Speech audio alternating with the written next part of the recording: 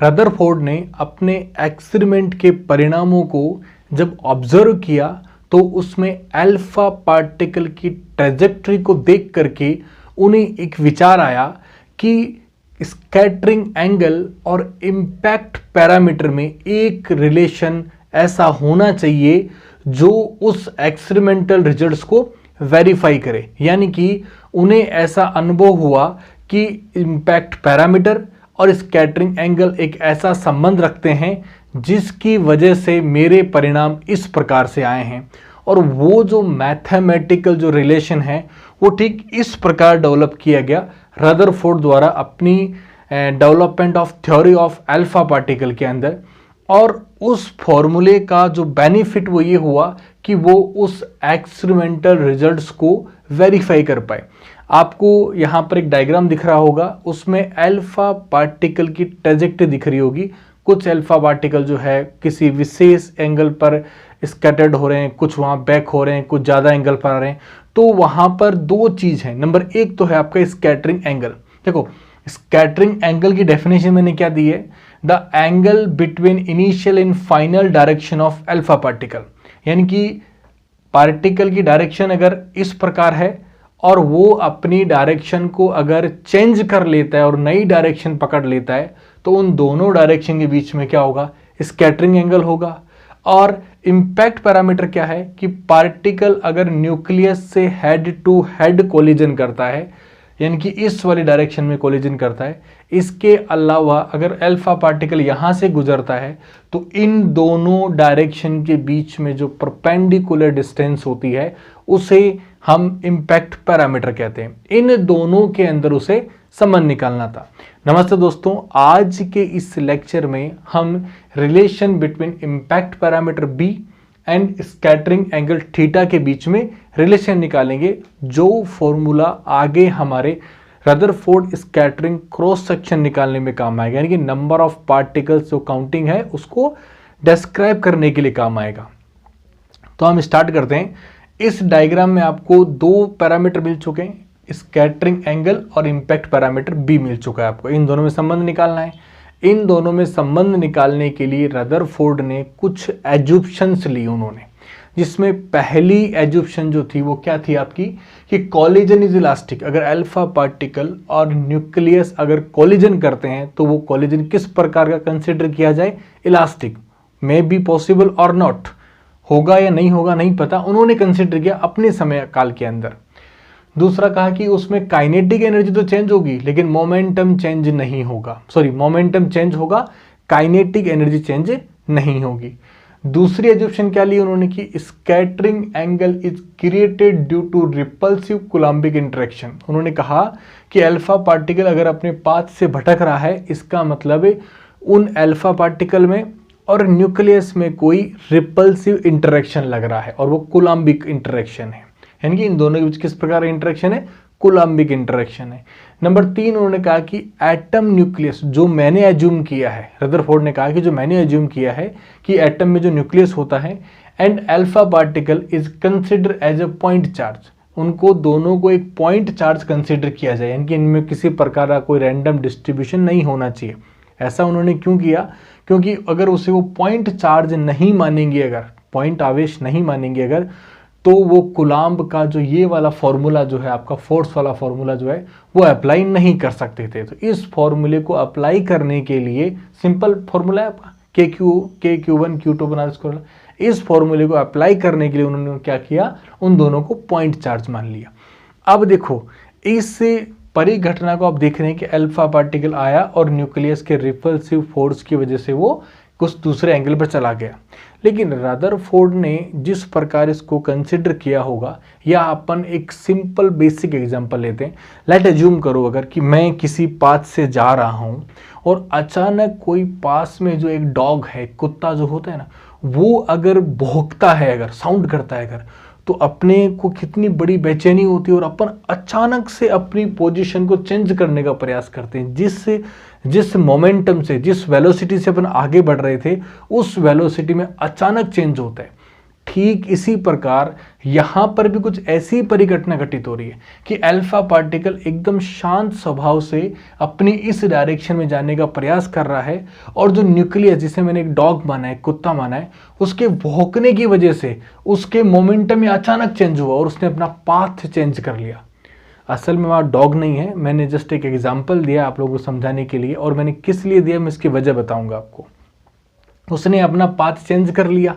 ये तो हुई एक सिंपल परिघटना, लेकिन इस परिघटना के अंदर हम लोग थोड़ा सा फिजिक्स को ढूंढते हैं कि जिस वक्त डॉग ने, मान लिया ये कोई अल्फा पार्टिकल जा रहा है, और इस वक्त डॉग ने अगर साउंड किया तो अचानक आपके साथ क्या होता है, आप अधिकतम फोर्स लगाते हो मिनिमम समय के अंदर अपनी पोजीशन को चेंज कर, मतलब जितना तेज हो सकते हो आप भागने का प्रयास करते हो वहां से।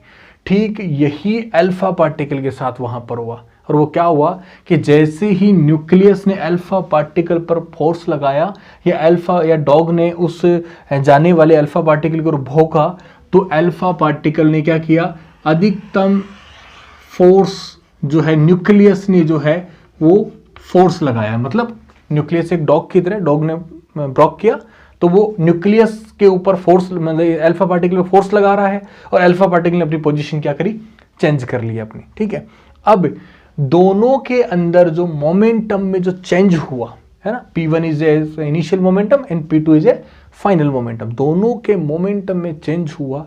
उस मोमेंटम की कैलकुलेशन अपन वेक्टर के अंदर करते हैं। जैसे मान लिया ये पार्टिकल, अल्फा पार्टिकल, उसका मोमेंटम P1 है, और वो अगर स्कैटरिंग एंगल थीटा बनाता हुआ P2 मोमेंटम में कन्वर्ट हो गया, मतलब उसने अपनी डायरेक्शन चेंज कर ली। तो चेंज इन मोमेंटम कैसे निकालते हैं, सिंपल यहां से निकालते हैं। अपन मान के चलते हैं P1 मोमेंटम यहां तक है, यहां P2 चेंज हो गया, पर इस डायरेक्शन में हमेशा क्या रहेगा, P1 मोमेंटम ही रहेगा।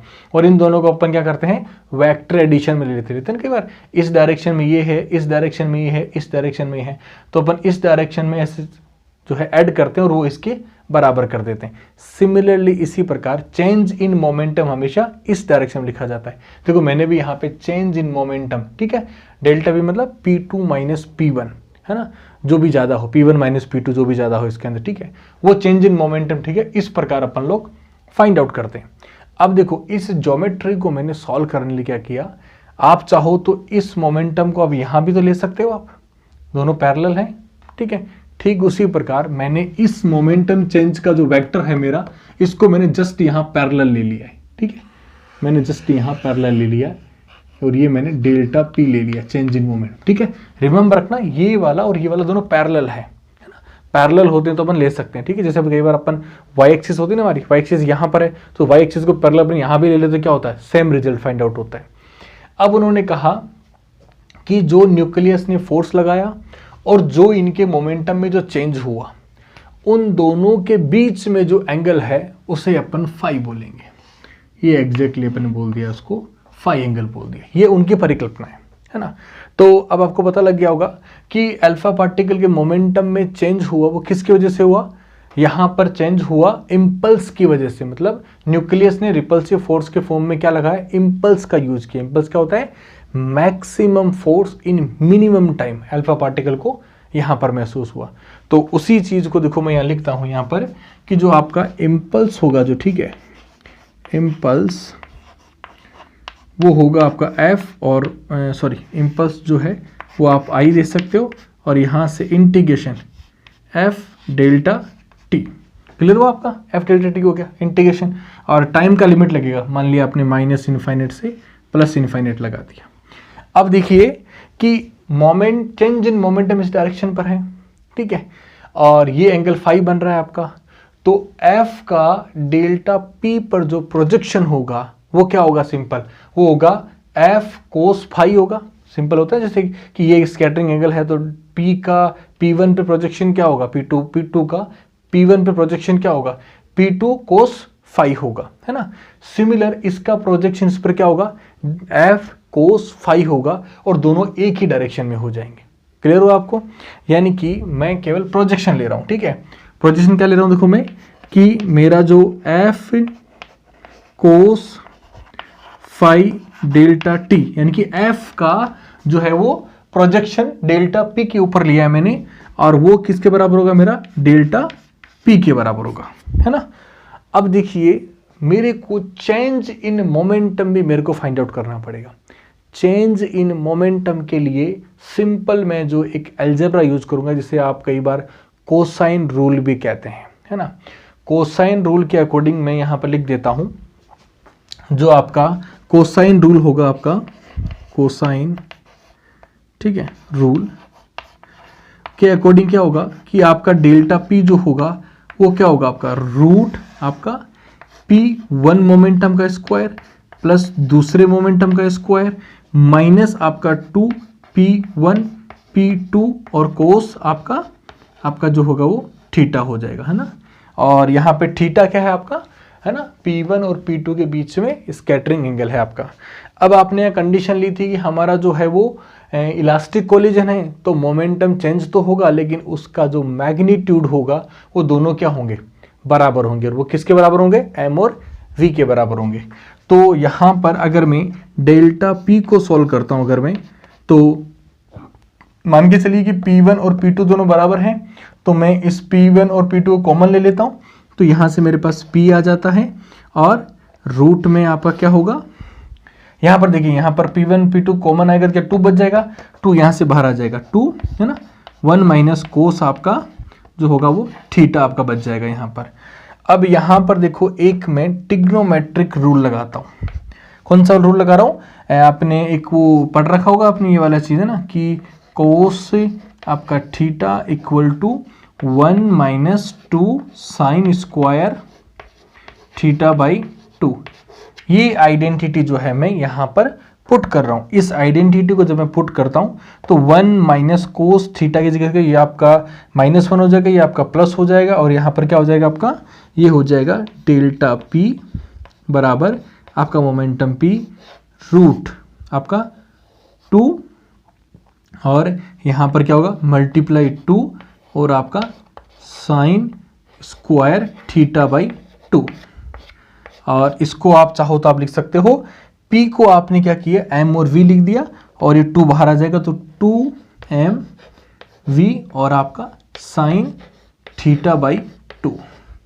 यानी कि आपका जो चेंज इन मोमेंटम है वो किसके बराबर हुआ, 2mv साइन थीटा बाई 2 के बराबर हुआ। तो मैं सिंपल इसको यहाँ ऐसे लिख सकता हूँ आपके कि 2mv साइन, ठीक है, थीटा बाई 2। यहां से मेरे को जो है वो इक्वेशन मिल गई। अब देखिए यहां पर ये इंटीग्रेशन मेंटेन है यहाँ पे, ठीक है, और आप इस पोर्शन को सॉल्व करने का प्रयास करोगे अगर, तो क्या देखोगे कि ये जो इंटीग्रेशन है वो असल में टाइम की लिमिट में है, डेल्टा टी की लिमिट में है, लेकिन मुझे इंटीग्रेशन किसके रेस्पेक्ट में करना पड़ेगा, फाई के रेस्पेक्ट में करना पड़ेगा। इसके लिए क्या करूंगा कि मैं यहां से कुछ चेंज करता हूं मैं यहां पर, ठीक है। जैसे मैं डेल्टा टी को जो है मैं क्या लिख सकता हूं, डेल्टा टी को मैं लिख सकता हूं delta T upon delta phi और डॉट डेल्टा फाई, कुछ इस प्रकार में लिख सकता हूं। और आपको पता होगा कि मैंने इसको डेल्टा फाई लिखा है। जब आप कभी भी रोटेशन मोशन में बात करते हैं अगर, ठीक है, तो वहाँ पे फाई असल में जो होता है वो आपका एंगुलर डिस्प्लेसमेंट होता है ना। और एंगुलर डिस्प्लेसमेंट जो होता है वो अगर समय के साथ अगर डिफ्रेंशिएट हो रहा होता है तो उसे आप एंगुलर वेलोसिटी कहते हो, जिस सिंपल आप वेलोसिटी को क्या बोलते हो, डिस्टेंस का एक बार समय के साथ डिफ्रेंशिएशन बोलते हो। तो देखो ये जस्ट ठीक इसी प्रकार का है ना, ओमेगा बराबर डेल्टा फाई अपॉन आपका डेल्टा टी होता है आपका। लेकिन यहाँ पे देखो जैसे उल्टा है आपका, उल्टा है ना, तो इसको आप क्या लिख सकते हो, डेल्टा फाई अपॉन आपको ओमेगा। अब डेल्टा टी की वैल्यू को अपन ने फाई में तो निकाल लिया, लेकिन हमें ओमेगा की वैल्यू के बारे में नहीं पता। आपको पता है कि ओमेगा असल में कहाँ आता है, जहां पे एंगुलर डिस्प्लेसमेंट और एंगुलर वेलोसिटी होती है। तो इसका मतलब क्या हुआ कि ये जो अल्फा पार्टिकल है असल में ये स्कैटरिंग एंगल बना करके पूरा एक पाथ बनाने का प्रयास करता है। तो वहां पर एंगुलर मोमेंटम जो है उसका क्या रोल होगा, उसका रोल होगा कि सिंपल आप एंगुलर मोमेंटम को आप लिखते हो एम वी और आर, और आप चाहो तो इसे लिख सकते हो एम वी को आप आर ओमेगा लिखते हो तो क्या लिखते हो, ओमेगा आर स्क्वायर लिखते हो, जहां कंडीशन क्या होती है आपकी v इक्वल टू आर और ओमेगा होती है। जहाँ पर आपकी जो आर होती है असल में वो क्या होती है, एंगुलर मोमेंटम आर क्या होती है, परपेंडिकुलर डिस्टेंस होती है हमेशा। और हमारे यहाँ वाले सिनारियो में परपेंडिकुलर डिस्टेंस किसके लिए काम मिली गई है, इम्पैक्ट पैरामीटर के तौर पे काम मिली गई है। यानी कि हमारे इस फॉर्मूले के अकॉर्डिंग तो आर हमारा परपेंडिकुलर डिस्टेंस होगा और वहाँ हमारे इस फॉर्मूले में वो परपेंडिकुलर डिस्टेंस है उसे हमने इम्पैक्ट पैरामीटर बी के फॉर्मेट में लिया है। तो हमारा जो फॉर्मूला है वो असल में थोड़ा सा मॉडिफाइड हो जाएगा, यानी कि जो आपका एंगुलर मोमेंटम एल है वो एम वी और बी हो जाएगा और यहाँ से हो जाएगा एम ओमेगा आर स्क्वायर। मुझे क्या वैल्यू चाहिए, मुझे 1/ओमेगा चाहिए मेरे को। तो यहाँ से मैं 1/ओमेगा फाइंड आउट करना चाहूँगा अगर, तो 1/ओमेगा जो है वो मेरा क्या आ जाएगा, देखो यहाँ से ओमेगा डाउन जाएगा आपका, ठीक है, और R square upon V B हो जाएगा, नहीं आर स्क्वायर अपॉन आपका वी और बी हो जाएगा। इसका यूज मैं यहाँ करता हूँ अगर, तो चलो इसका यूज ना करके मैं सीधा ही ठीक है एक बार लिख देते हैं ना अपन, कोई नहीं है ना। डेल्टा टी जो है असल में वो किसके बराबर होगा, वो असल में होगा आपका डेल्टा फाई आर 1/ओमेगा मतलब आपका आर स्क्वायर अपॉन आपका v और b के बराबर होगा। इस डेल्टा t की वैल्यू को मैं यहाँ पर पुट कर देता हूँ और यहाँ पर पुट करने से पहले मुझे यहाँ पर डेल्टा t की लिमिट भी चेंज करनी पड़ेगी, क्योंकि यहाँ तो देखो डेल्टा t की लिमिट क्या है, माइनस इनफाइनेट से प्लस इनफाइनेट से, लेकिन मुझे एक बार डेल्टा फाई की लिमिट भी लानी पड़ेगी। अब डेल्टा फाई की लिमिट को लाने के लिए देखो यहाँ पर मान लिया अल्फा पार्टिकल जो आया और वो थीटा एंगल बना करके यहाँ से चला गया। एज्यूम करो कि वो थीटा डिग्री एंगल नहीं बनाता तो क्या होता, वो यूं निकलता है ना, और वहां पर 180 डिग्री का एंगल बनता, यानी कि आपका पाई आपका एंगल बनता। अब देखो वहां पर अब वो इस ट्रेजेक्टरी को पकड़ चुका है तो असल में पाई एंगल तो पूरा बनेगा नहीं, ये बचा हुआ जो एंगल है वो कितना बचेगा, वो बचेगा जो मान लीजिए ये जो पूरा एंगल है यहाँ वाला एंगल मान लीजिए ना, ठीक है, ये एंगल पूरा जो बचेगा, ठीक है, वो एंगल कितना बचेगा आपका, पाई माइनस थीटा एंगल बचेगा। इतना एंगल बचेगा पूरा आपका बचा हुआ एंगल आपका। और आपने जो चेंज इन मोमेंटम जो आपने ये लिया था इसको आपने यहाँ पर पैरेलल इस प्रकार ड्रॉ किया कि वो इस पोर्शन को और इस पोर्शन को दोनों को बराबर भागों में बांटे। इस प्रकार से हमने इसको यहाँ पर परपेंडिकुलर लिया, यानी कि हमारा एंगल जो फाई है ना हमने इस प्रकार एडजस्ट किया कि ये डेल्टा पी जो है ना वो इस ट्रेजेक्टरी को और इस ट्रेजेक्टरी को, यानी कि इस ट्रेजेक्टरी को दोनों को बराबर भागों में बांटे। तो पूरा एंगल तो कितना है, पाई माइनस थीटा है, और जो आधा आधा एंगल क्या होगा, यानी कि ये वाला जो एंगल होगा, इतना सा जो एंगल होगा वो होगा आपका 1/2 पाई माइनस थीटा होगा। और जो बचा हुआ जो एंगल है, ये वाला जो बचा हुआ जो एंगल है आपका, है ना, कहाँ से यहाँ तक, ठीक है, यहाँ तक का जो एंगल बचा हुआ है वो भी क्या होगा आपका 1/2 पाई माइनस आपका थीटा होगा। तो आपने देखा होगा कि इधर का एंगल आपका 1/2 पाई माइनस थीटा हो गया और इधर एंगल क्या हो गया 1/2 पाई माइनस थीटा हो गया आपका। अब देखिए कि अल्फा पार्टिकल यहां से निकल गया, तो अल्फा पार्टिकल इससे नीचे तो आ ही नहीं सकता क्योंकि वहां पर उसकी स्कैटरिंग हो रही है। तो आपका अधिकतम लिमिट जो है अल्फा पार्टिकल की एंगल के रेस्पेक्ट में, है ना, किसके रेस्पेक्ट में, एंगल के रेस्पेक्ट में, इनकी फाई, ये फाई जो एंगल है ना वो असल में कहां तक जा सकता है, ये फाई एंगल या तो यहां तक जा सकता है क्योंकि इसका जो डेल्टा पी मोमेंटम है ना वो क्या है P1 और P2 के बीच में है आपका, तो या तो वो अधिकतम यहां तक जा सकता है या फिर मिनिमम वो घूम कर ही क्या हो सकता है यहां तक आ सकता है। मतलब ये अल्फा पार्टिकल यूं भी तो हो सकता है ना कि जो यहां पर एक अल्फा पार्टिकल है वो ट्रेजेक्टरी यूं कर गया, ठीक है, देखो समझने का प्रयास करना, ये पार्टिकल तो आपका यूं गया तो आपकी पॉजिटिव लिमिट डिसाइड क्या हुई 1/2 pi minus theta, maximum limit हो गई, इससे नीचे अल्फा पार्टिकल नहीं आ सकता। सिमिलर इसका मिरर कर दीजिए आप कि अल्फा पार्टिकल को जस्ट यूं कर लीजिए कि अल्फा पार्टिकल आया और यूं चला गया, तो यहां पर जो कोण बनेगा आपका नीचे की ओर सिमिलर यही कोण बनेगा, वो कोण माइनस के अंदर बनेगा। तो अल्फा पार्टिकल इधर ऊपर और इधर नीचे इस रीजन में नहीं जा सकता, वो केवल इधर इस रीजन में और ऊपर वाले रीजन में।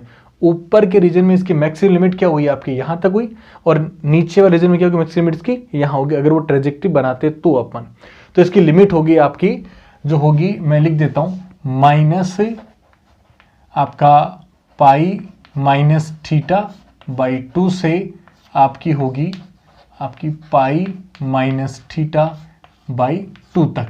ये जो है इस फाई का स्वीप है, स्वीप मतलब झाड़ू है, इस फाइव का स्वीप है कि इतना ये स्वीप कर सकता है ना। अब देखिए, यानी कि अब इस वैल्यूज को पुट कर देते हैं और हमारा जो फोर्स है वो फोर्स जो है इसकी वैल्यू में यहां से पुट कर रहा हूं, ठीक है। तो सबसे पहले तो मैं लिमिट पुट करता हूं ना, लिमिट होगी मेरी पाई माइनस थीटा बाई 2 से लेकर के, माइनस है ठीक है, यहाँ पर ये होगी पाई माइनस थीटा बाई 2 तक, ये लिमिट हो गई।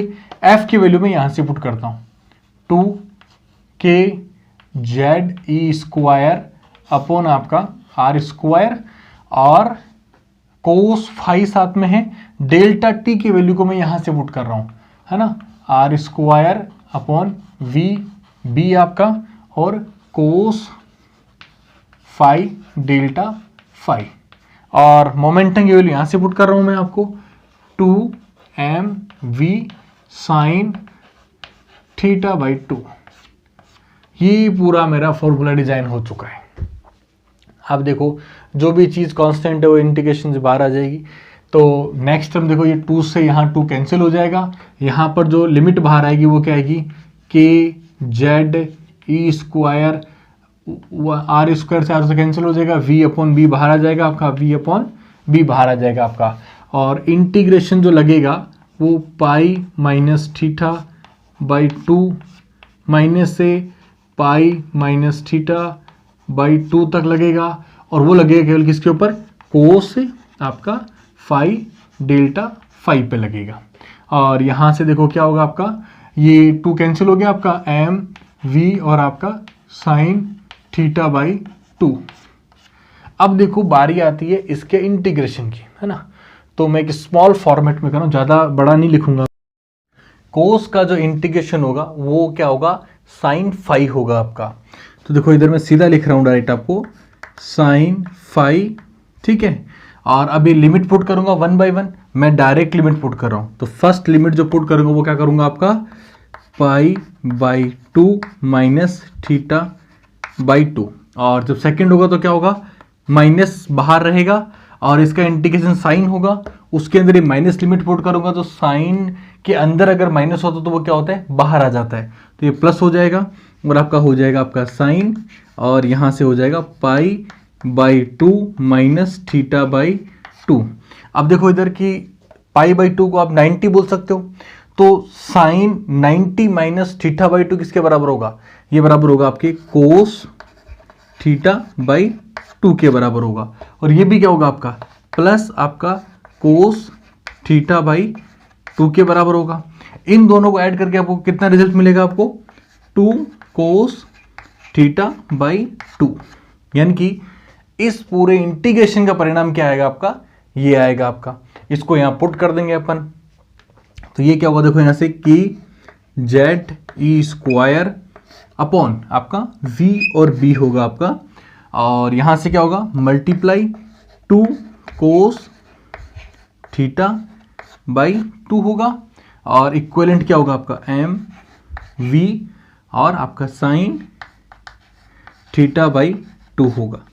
नेक्स्ट देखो इसे क्या करेंगे हम लोग, हमें b की वैल्यू को फाइंड आउट करना है, तो b आपका ये रहा, अपन इसको क्या करते हैं क्रॉस मल्टीप्लाई कर देते हैं। तो यहाँ क्या बचेगा आपका, सारा उसके नीचे भेज देता हूँ, ठीक है, 2 के साथ यहाँ बचेगा आपका कोस आपका थीटा बाई 2 डिवाइड साइन आपका थीटा बाई 2, ये केवल इधर बचेगा, बाकी सारा उधर चला जाएगा। इक्विवेलेंट आपका 1/2 आपका, ठीक है, तो यहाँ पे हो जाएगा एम वी आपका स्क्वायर बाई 2, और क्या बचेगा नीचे आपका k multiply upon 1/k Z E square, और यहाँ कुछ और बचा है आपका वी बी हो गया, ऊपर आपका एम और वी हो गया, तो एग्जैक्टली आपका ये बच गया पूरा आपका, और लास्ट में बी और बच गया आपका, है ना, ये बी वज्रगुणा में आ जाएगा। यहां देखो ये हाफ एम बी स्क्वायर है, इसे अपन काइनेटिक एनर्जी लिख सकते हैं, यानी कि इसको अपन लिख सकते हैं बी और आपका एनर्जी इन काइनेटिक आपका अपॉन आपका नीचे क्या बचेगा के जेड ई स्क्वायर बचेगा, केवल क्या जेड ई स्क्वायर बचेगा।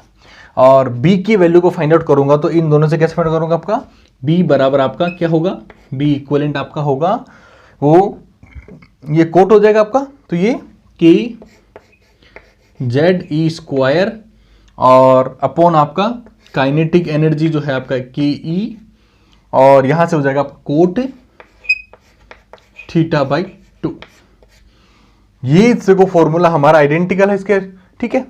तो इन्होंने क्या किया, स्कैटरिंग एंगल और इंपैक्ट पैरामीटर के बीच में एक मैथमेटिकल रिलेशन निकाल लिया कि किस प्रकार बी मतलब अल्फा पार्टिकल जब लगातार जब परपेंडिकुलर डिस्टेंस कम करता है और न्यूक्लियस को अप्रोच करता है तो उसके स्कैटरिंग एंगल में किस प्रकार फर्क पड़ेगा, वो डायरेक्टली प्रोपोर्शनल किसके होगा, कोट थीटा बाई 2 के।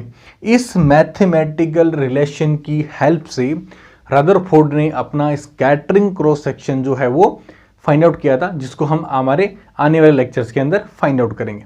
Thank you.